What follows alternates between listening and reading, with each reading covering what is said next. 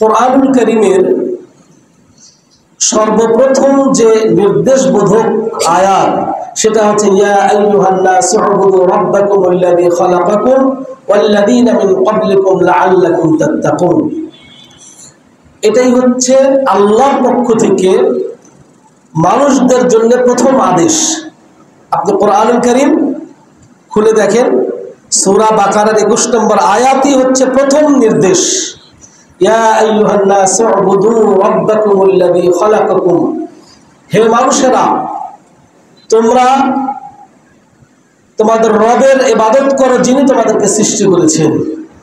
ওয়াল্লাযীনা মিন ক্বাবলিকুম, এবং তোমাদের পূর্ববর্তীদের সৃষ্টি করেছেন লাআল্লাকুম তাত্তাকুন, যাতে তোমরা পরহেজগারিতা অর্জন করতে পারো, তাকওয়া অর্জন করতে পারো। যে উবুদু রাব্বাকুম, হে মানুষরা তোমরা তোমার রবের ইবাদত করো। এর আগে যে 19টা 20টি আয়াত রয়েছে, এই আয়াতগুলো নির্দেশবোধক শব্দ দ্বারা নয়।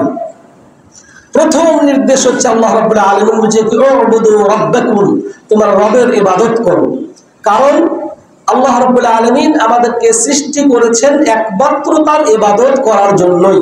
আল্লাহ রাব্বুল আলামিন বলেছেন ওমা খালাকতুল জিন্না ওয়াল ইনসা ইল্লা লিয়াবুদুন, যে আমি মানুষ এবং জিন জাতিকে সৃষ্টি করেছি একমাত্র আমার ইবাদত করার জন্যই।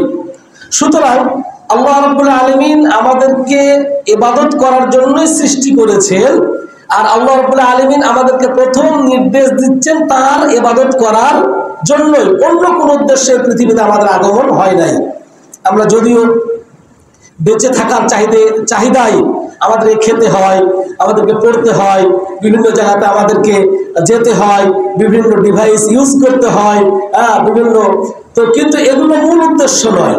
মূল উদ্দেশ্য হচ্ছে আমাদের পাসপোর্ট যে ভিসা, আমাদের যে কর্ম পৃথিবীতে, সেটা হচ্ছে কি আমলে সালেহ আমরা করব। আল্লাহ রাব্বুল আলামিন নাবলুয়ান্নাকুম আইয়ুকুম আহসানু আমালা, আমি তোমাদেরকে পরীক্ষা করব কে তোমাদের আমলের দিক দিয়ে সর্বোত্তম। আল্লাযী খালাকাল মাউতা ওয়াল হায়াতা লিয়াবলুয়াকুম আইয়ুকুম আহসানু আমালা, এই যে জীবন, এই মৃত্যু আল্লাহ রাব্বুল আলামিন সৃষ্টি করেছেন এজন্য যে পরীক্ষা করে দেখতে চান আমলের দিক দিয়ে কে সর্বোত্তম। সুতরাং আদ-দুনিয়া মাজরাআতুল আখিরাহ, এই দুনিয়া হচ্ছে আখিরাতের শস্য ক্ষেত। এখানে আপনি যেমন বীজ বপন করবেন, আখিরাতে ঠিক তার ফল আপনি ভোগ করতে পারবেন, এর ব্যতিক্রম হবে না। তো সম্মানিত মুসলিম কিরাম, আজকের খুতবার যে বিষয় সেটা হচ্ছে ইবাদত কি, ইবাদত কবুল হওয়ার, ইবাদত সহি হওয়ার শর্ত কি, এবং কি আমল করলে মানে কিভাবে আমল করলে সহি হবে, ইবাদতের পদ্ধতি, এবং সাথে সাথে আমল কবুলের শর্ত। এই অল্প পরিসরে খুতবার এই বিষয়গুলো আলোচনা করবো। ইবাদত কেন্দ্রিক, যে ইবাদত কাকে বলে, মা হুয়াল ইবাদা, ইবাদত বলতে আমরা কি বুঝি। আল্লাহ রাব্বুল আলামিন আমাদেরকে সৃষ্টি করেছেন তার ইবাদত করার জন্য। মা মা'নাল ইবাদা, সুতরাং ইবাদত কাকে বলে এটা বুঝতে হবে। এটা যদি না বুঝি তাহলে তো ইবাদত করতে পারবো না। তো ইবাদতের শাব্দিক অর্থ হচ্ছে হুয়াল খুযু' ওয়াত তাযাল্লুল ওয়াল ইনকিয়াদ, এর অর্থ হচ্ছে বশ্যতা স্বীকার করা।